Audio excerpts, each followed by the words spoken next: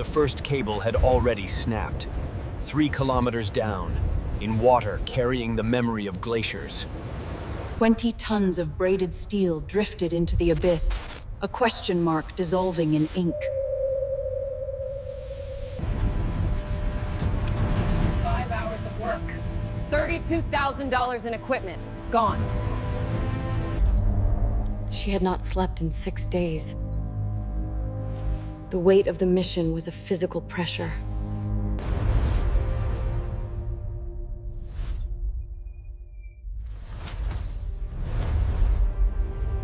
Sarah had recovered impossible things, but she had never felt the weight of so many zeros before. Dawn here was only a rumor. The second descent began under a sunless sky. The ROV began its journey down the guide wire, into the swallowing dark. 30 meters per minute, deeper into the cold that crushed submarines and bone. The ship was scattered like a leviathan's organs. But one container had caught on the edge of the abyss. Pressure increased. An airliner balanced on every square inch of its hull. Then, true black. A darkness so complete and the lights created reality itself. The debris field. A graveyard of commerce, preserved in anaerobic darkness. Sarah studied the feeds. The container had shifted. The angle was wrong. A problem. The work began with patient precision. Water jets excavated millennia of sediment.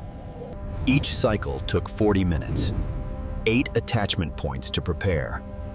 Time was a finite resource. 6 hours in, they found the flaw. Microfractures in the steel. A critical weakness.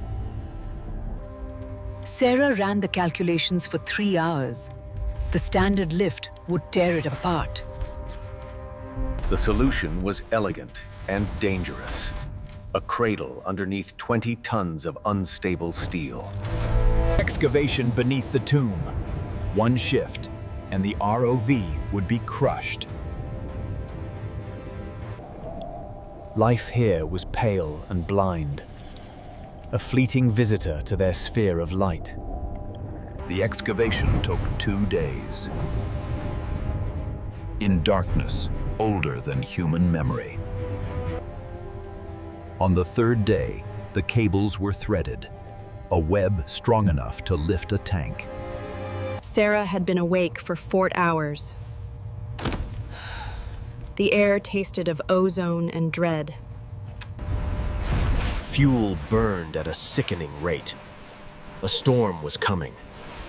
They had one window. Human endeavor against the indifference of an ocean older than time.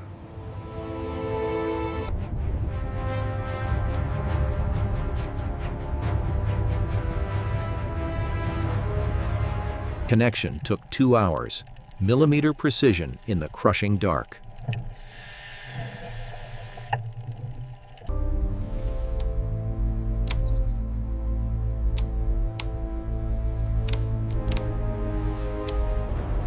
Sarah gave the order. The winch engaged with a sound like a vault ceiling. 10 tons of tension. 20. The cable sang a subsonic note of strain. The container moved. Reluctant, as if it had made peace with its burial. It broke free with a grinding roar heard by hydrophones.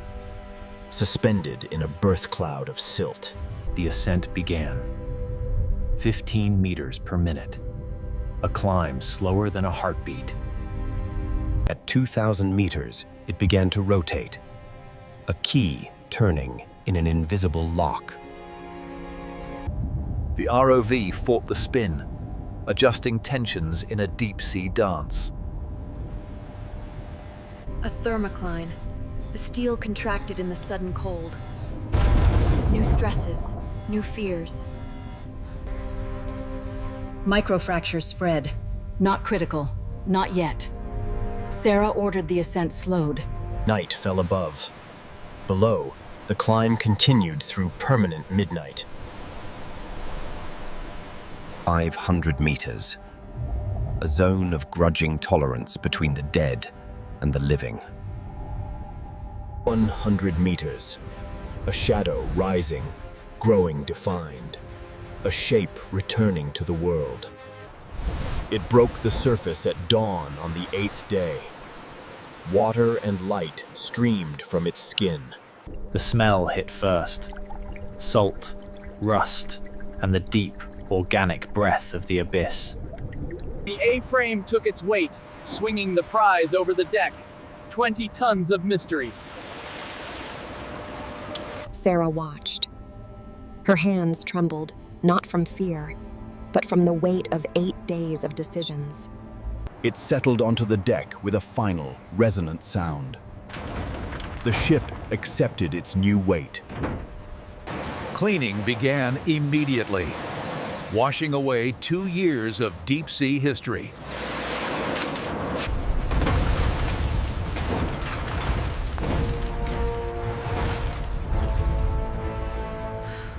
Layer by layer, they stripped away the ocean's patient claim on the steel. Chemical treatments dissolved growth bonded to the metal, a hybrid of life and rust. The locks had fused with the deep, designed to withstand thieves, not time and pressure. The pick was a work of art, fabricated for this one task, costing more than a car. 3 hours for the first lock. Persuading mechanisms to remember their purpose. A heavy clunk echoed on deck. The first barrier had fallen. The second lock took 5 hours. Daylight waned. The storm drew closer on the charts. The final lock required force. Hydraulic spreaders, like those used to free crash victims. The doors separated with a sound like tearing fabric, revealing absolute darkness within. They stared into the opened tomb. Flashlight beams revealed only swirling sediment in flooded darkness. 12 cases, each a 3-foot cube of black, sealed with the promise of immense value. Military specifications, seals intact.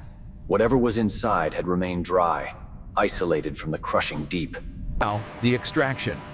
Each case weighed close to 200 kilograms, a fortune per cubic foot. Sarah was not told what the cargo was. That knowledge existed at a higher classification. But she could guess. Precious metals, gemstones, art, or data holding digital kingdoms. The first case settled on the deck. Solid. Real. The abstract value now made physical. One by one, they emerged from the dark. A procession of black cubes under the gray sky. Sarah stepped into the air. She touched the cold metal of a case, feeling the condensed effort of years. The operation had succeeded. Against impossible odds, by the smallest of margins, they had won. The cargo was secured. Its journey back to the world of light and purpose was assured. There was no place for it on the return journey. Its purpose was fulfilled. Jettisoned over the side, it hit the water with a final, crashing salute.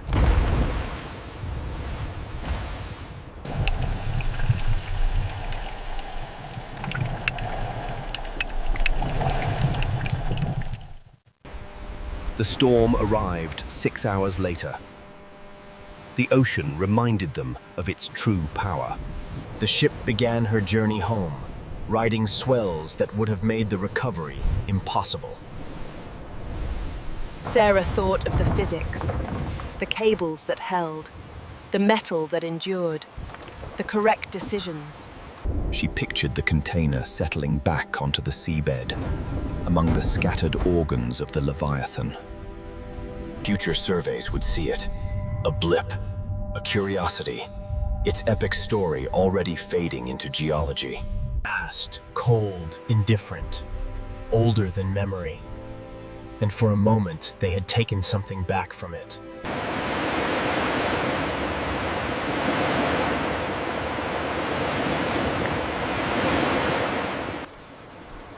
In the calm after the storm, the crew moved with the slow grace of the deeply weary. The weather window held. The route home was clear. The greatest danger was now behind them. Sarah visited the hold daily, not to check the cargo, but to confirm its reality, its presence. Twice a day she looked. 12 black boxes containing the reason for everything. The report was technical. Depth, pressure, equipment tolerances, lift profiles. It contained no emotion. Yet between the lines, the memory of the first cable snapping played on a loop. She documented success. The failure was relegated to a subordinate clause, a minor setback. The ROV pilot, Leo, asked the question they were all thinking. What do you think is in them? Sarah didn't guess aloud. Her imagination had exhausted itself during the long planning phase. Doesn't matter. We got him. He was right. In the end, the what was irrelevant. The that was everything. Under a canopy of stars, the ocean felt less like an adversary and more like a vast, silent witness.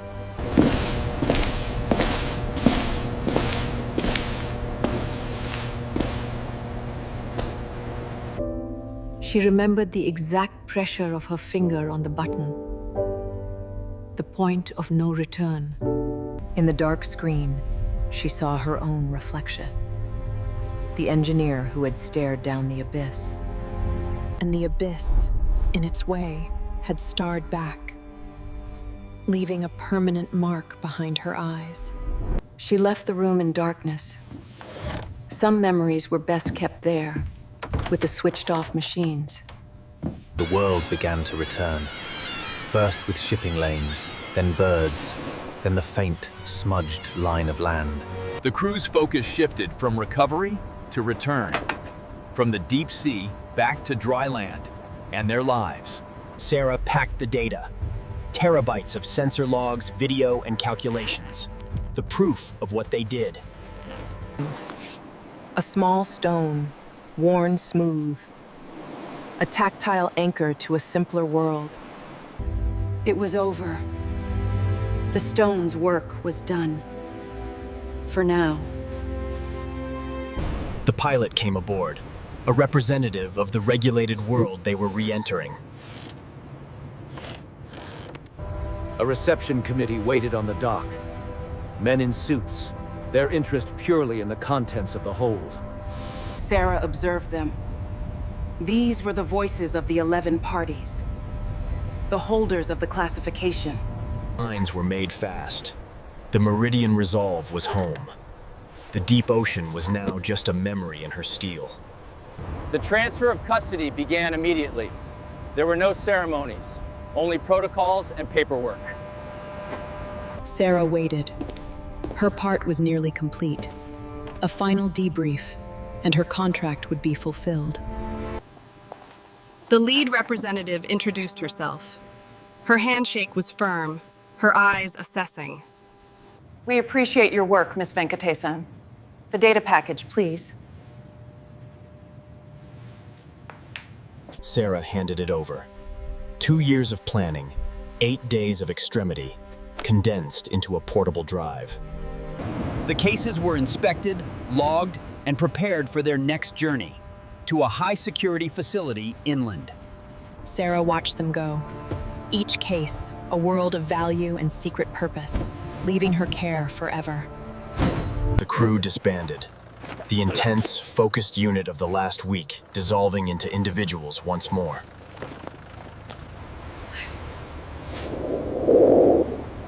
Until the next impossible thing. Until the next one. Until the next one. She stepped onto solid ground. The ship, her home and battlefield for weeks, was now just a vessel behind her. The air was stale and chemical. But it was still air that didn't press down with 3 kilometers of weight. A car, a hotel, a flight home. The architecture of a normal life reassembled itself around her.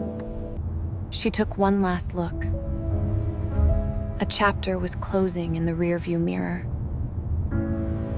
In the silence of a generic hotel room, the enormity of what they'd done finally, quietly, arrived. The world was reaching out. But she needed to exist for a moment in the silent space between missions.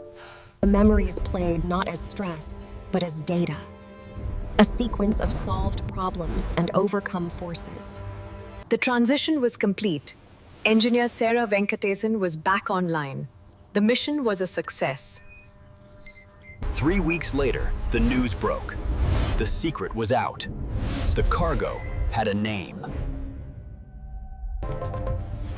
Experimental superconducting magnets, prototypes for a quantum computer, each worth 4. Sarah learned the truth from a news broadcast, like everyone else. She felt a strange detachment. It wasn't gold or art. It was potential. A year of lost progress, now reclaimed. The what finally had a shape. It made the mission make more sense, and somehow less.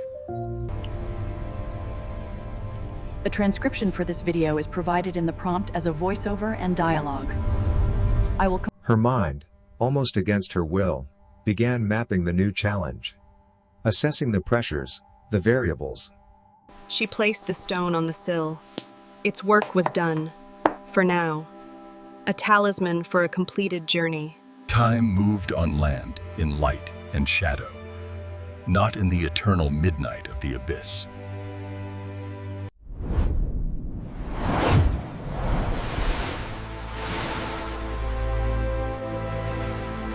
A future sonar pulse would find it, an anonymous echo, its story known only to the water that held it.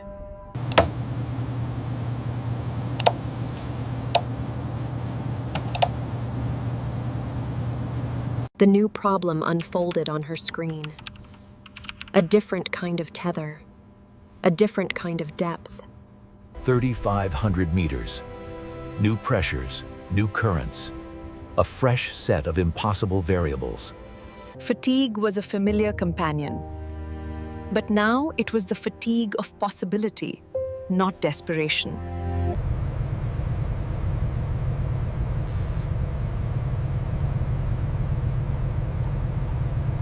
She existed in the space between the stars and the abyss, between problems solved and problems posed. Her memory supplied moments of strange beauty. Constellations in the deep. These were the rewards no fee could cover. Visions of a hidden world. Meanwhile, in a sterile lab, the fruits of their labor were being examined. The superconducting magnets. A device of exquisite complexity, now returned to its purpose. A year of progress, reclaimed.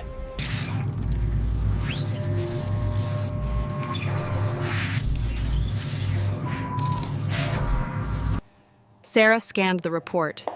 The so what of it all. The practical impact of their 8 days of peril. It was a good outcome. The weight of fortune had been lifted and was now doing work in the world. She returned to the ship, not as its master, but as a visitor, a ghost from its recent past. The ops room was being improved. Her old console was already gone, replaced by a newer model. She looked down at the water. Here, it was shallow, contaminated, alive with light and refuse. The captain knew better than to make small talk. They shared the silence of people who had faced the deep together. Next job's the cable? Deeper. But This ship is available. It was a promise. The vessel was ready. The crew was willing. The engineer was planning. She left the ship for the last time. Their partnership was complete. A perfect, temporary alignment. Yet her eyes saw differently now. She looked for systems, for pressures, for hidden structures in everything. She looked at an amphora, not as art, but as an object that had been recovered. A problem someone had solved. Her mind superimposed the recovery process over the displayed result. The effort behind the artifact. It was her lens now, her way of seeing.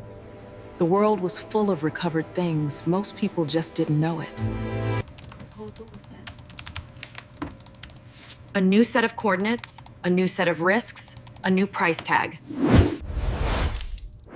And with that, she committed to the next descent. The next argument with the impossible.